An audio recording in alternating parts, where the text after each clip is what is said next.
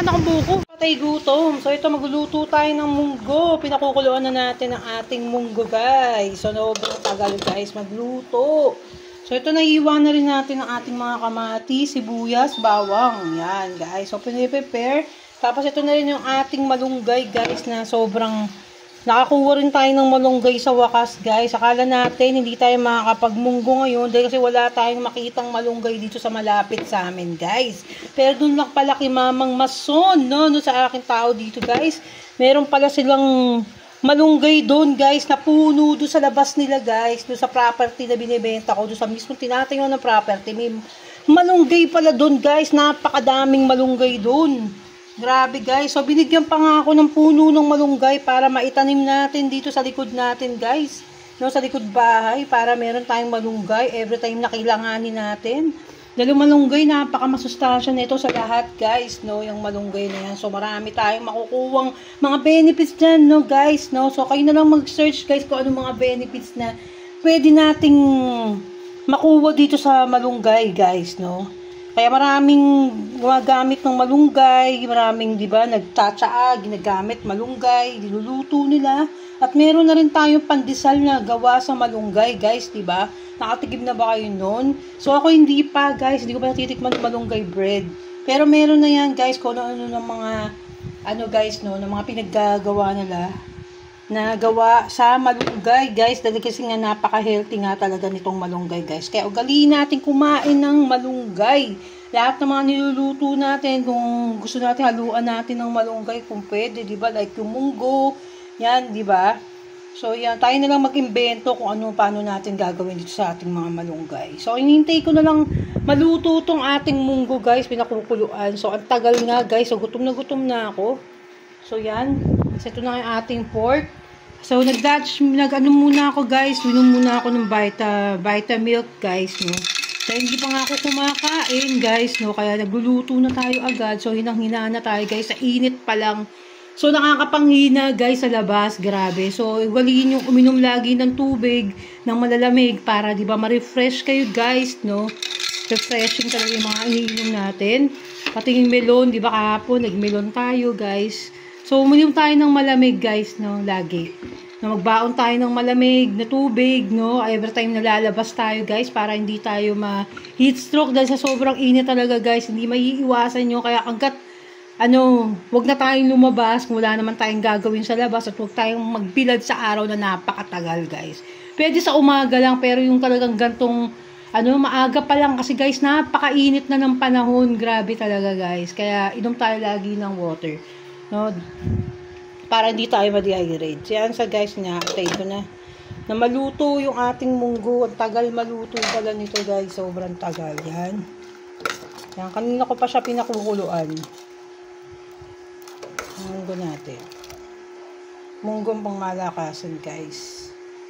Induction natin ng Top Mama. Ito yung binili natin sa Laguna, guys. Natandaan nyo, nandun kami sa bahay namin sa Laguna. Ito yung lutuan namin, guys. So, yan na, magluluto na tayo ulit, guys. Pakuluan na natin ang munggo.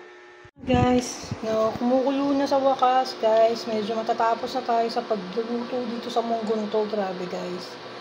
Kasi ang hirap talaga, guys, pag paubusan ng gasol. No, sa probinsya pa naman tayo, guys. Buti na lang, malapit na to. At konting kembot na lang at makakaluto na tayo. At buti na lang meron tayong panalo, guys, na induction cooker. No, as in talagang nakatulong talaga sa atin to. Yan. So, dinagdagan ko lang ng tubig para mas lalong okay na, guys. Yan. Pakuluan pa natin ang pakuluan ng ating munggo nation. So, ito napakaganda nitong induction na to, guys. Sobrang mura pa nito, guys, itong bili natin dito sa induction na to. Sa Pure Gold Kalamba natin to binili. Pure Gold. Ayan, may libre pa siya talagang lutuan doon sa loob niya, guys. Kaya, in case of emergency talaga, nawawalan tayo ng gasol, dapat talaga meron tayong Top Mama induction. Talagang subok ko na itong Top Mama, guys, sa lahat. So, makikita nyo, guys, meron din tayong Top Mama na oven toaster, guys. Kakabili lang natin itong Top Mama. And then, ito rin, Top Mama rin to, guys, yung ating rice cooker. So, lahat ng ginagamit natin, guys, ito, lahat Top Mama talaga, guys. So, ito lang kettle ko, hindi Top Mama guys. So, bala ko rin bumili guys ng Top Mama na kettle guys para terno na lahat ng mga gamit natin. Diba guys? Yan. So, ito na nga guys, malapit na rin maluto yung munggo. Napakatagal talaga. Buti na lang guys na meron talaga tayong induction. Talagang nakatulong talaga sa atin guys. Akala ko hindi matutuloy yung pagluluto ko. Grabe, bigla akong kinabahan guys. Grabe. Pakuluan lang natin ulit ng pakuluan. Guys, no, medyo luto na yung ating munggo. Yan. So, maya-maya magigisa na tayo, guys. Anin na natin yung ating pork. Tapos ito, guys, iniiwan na natin yung ating mga pork na sahog natin doon sa ating munggo, guys. No? So, yan. Mamaya ipiprito natin to. Medyo papakuluan natin ng konti. Tapos ipiprito natin para mas lalong masarap, guys. Yung magiging sahog ng ating munggo. Grabe, guys! So, ano yan, nilagay ko na muna yung munggo natin dito, guys. Dahil kasi magigisa na tayo, guys. So, ayan na nga. So, lagay na natin yung ating kawali at magsimula na tayong maggisa. Ayan. Ayan dito. Wait lang.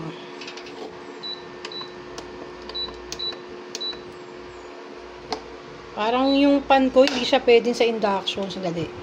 So, ito na nga guys, umokay na yung ating, guys, no? So, pwede na. So, yun na nga guys, maglalagay tayo ng mantika sa ating pan. Para doon sa, piprito natin kasi yung ating pork. Diba? Lagay na tayo ng mantika. Lagay na natin yung ating pork.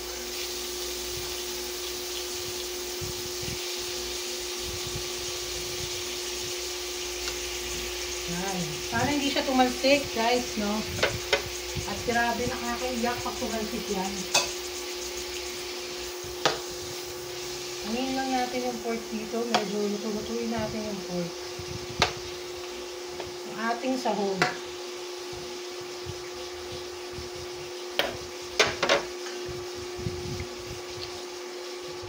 Yan, lagyan natin ang mantika.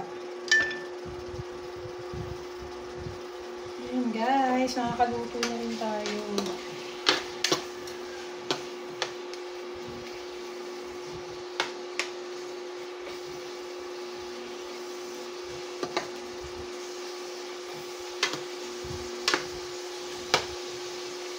Ayan muna, unahin natin yung pork bago tayo maggisa ng bawang at sibuyas para maluto lang guys yung pork natin.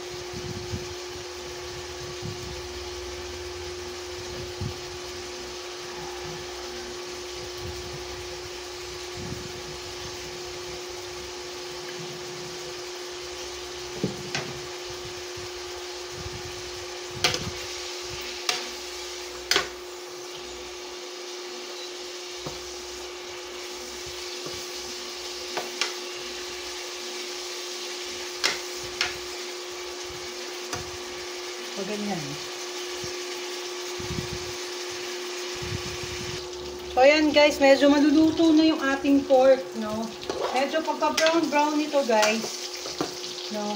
Ano lang muna natin to. Set aside muna natin to.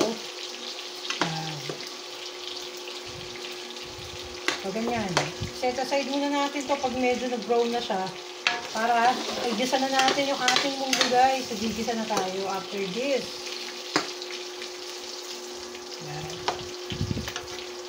Medyo pa brown-brownin pa natin ng konti. So, ayan guys, okay na siya. Medyo brown na siya. So, hanguin na natin muna siya guys. Tapos, magigisa na tayo. Ayan. Okay na siya guys. Tapos, magigisa na tayo ito guys.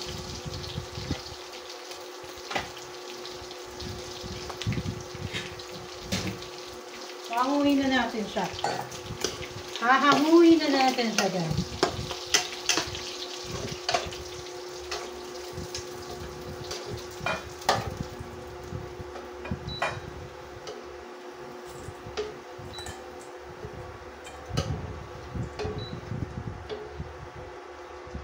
So, ayun na nga guys, nahangon na natin. And then, gigisa na tayo guys. Lagay na natin yung ating kamatis muna. Ating bawang, sama na rin natin. May kamatis muna. Yan guys, kamatis.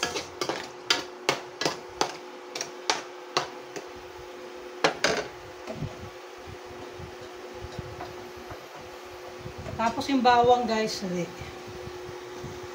So, ilagay ko na rin yung bawang sibuyas. Yan. Ilagay na natin lahat dyan guys. Halu-haluin na natin sila.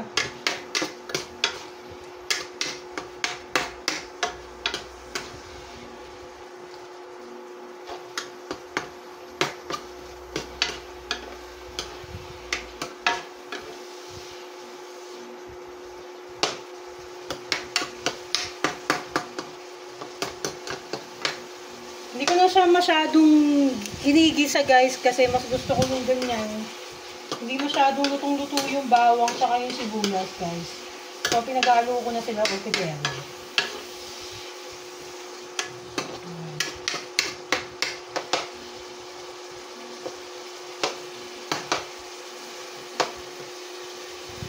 Tapos na lagay na natin yung munggo.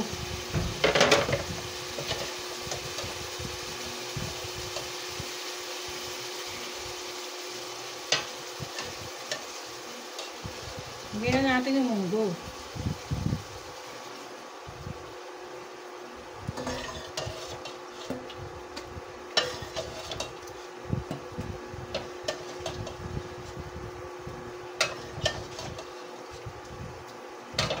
So, ayan lang natin ganyan.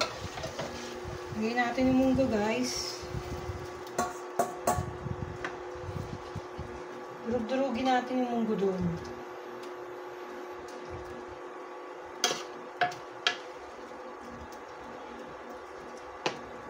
Tapos mamaya, alagyan natin ng broth cubes. Maglalagay tayo ng broth cubes, guys. Siyempre, pampalasa, diba? Sa munggo natin. So, salin na nga natin, guys. So, sinaling ko na.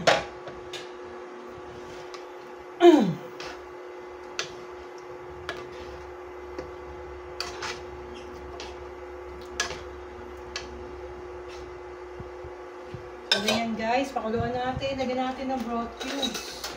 At lalagyan natin ng paminta. 4 cubes ang lalagay natin syempre.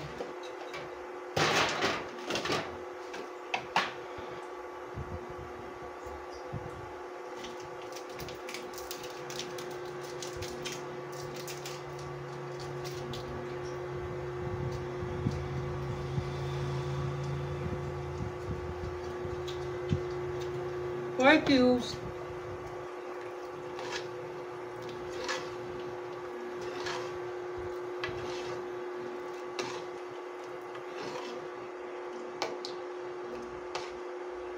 Okay, pakuluan lang natin ang pakuluan yan. Lagyan natin ng pink salt. Hinahanap ko yung ating pink salt. Nasaan na naman kaya?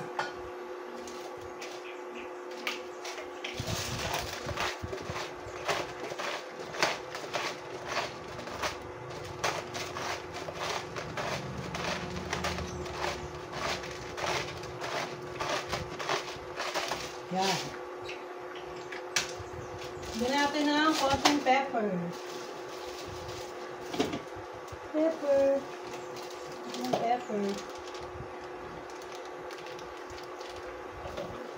Sobrang maanghang masyado yung pepper na nabili natin sa grocery guys. Kaya tipid tayo, konting pepper lang, okay na.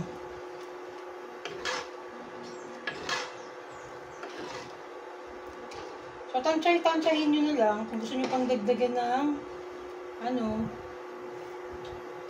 Basta lagyan ko ng patis guys, magpapatis tayo. Magpatis tayo guys. Fish patis.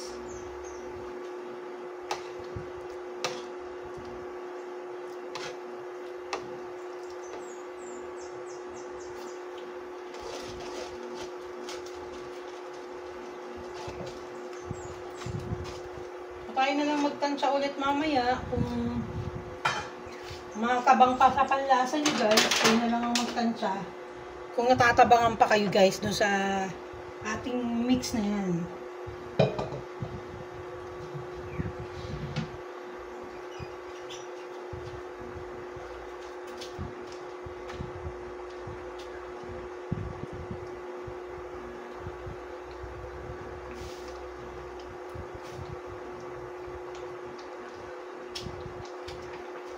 So, yantayin lang natin siya kumulo ng kumulo, guys.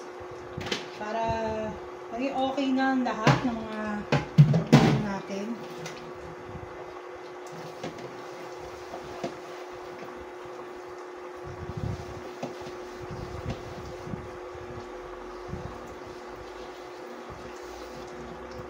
Ayan, guys.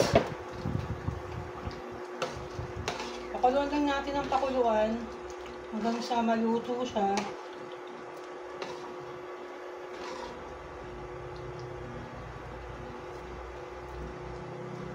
Sarap na ng lasa niya, guys. So, pakuluan lang natin siya ng bonelicious. Tapos, pwede na natin ilagay yung ating mga pork para kasabay na rin niyang maluluto, guys.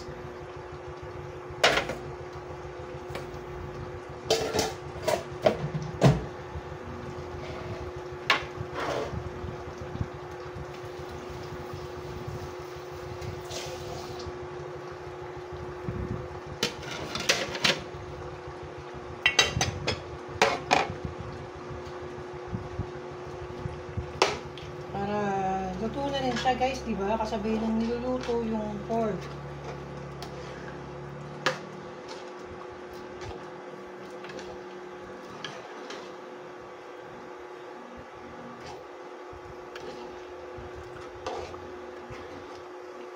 So, special na special ang ating munggo.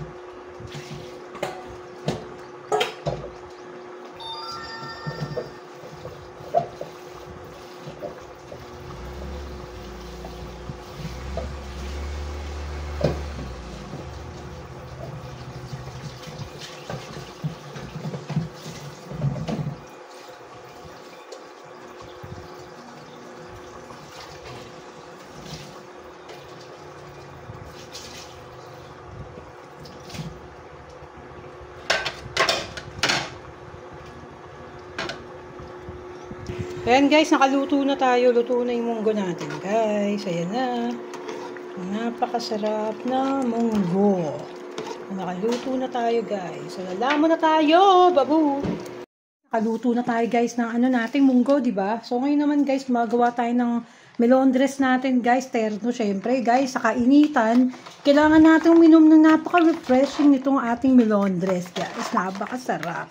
So, paborito nyo rin ba ang melon? No, ako talaga paborito ko to, guys. Kahit summer talaga, napakahilig ko sa melon, guys. Kahit araw-arawin ko yung pag-inom nito, guys, hindi talaga ako magsasawa, guys, talaga. Sobrang sarap kasi talaga nito, guys, no. Tapos maraming yelo. Yan, ilagyan natin ng isang tambak na yelo. Mamaya, pag natunaw to, alagyan pa natin siya ulit ng yelo. So, bago natin timplahan siya ng ganito, guys, naglagay na tayo ng sugar, tapos yung ice, diba? Tapos yan, naglagay na tayo ng tubig. So, hinalo-halo natin, guys, no? Para lumamig na talaga yung tubig natin, guys. At talagang makainom na tayo after nating magkadkad nitong ating melon. So, kadkarin natin itong melon natin, guys. Papakita ko sa inyo kung paano magkadkad, guys, no? So, ito na nga, guys. Kadkarin. Yan, ganyan. Yan. Nakita nyo ba? Oh. Diba? So, ganyan, guys. So, yan. Okay na yan, guys. So, yan na. Pinakita ko lang sa inyo, guys. Ang napakasarap nating inumin ngayong summer season. Talagang panalong-panalo tong ating inumin na tong melondres.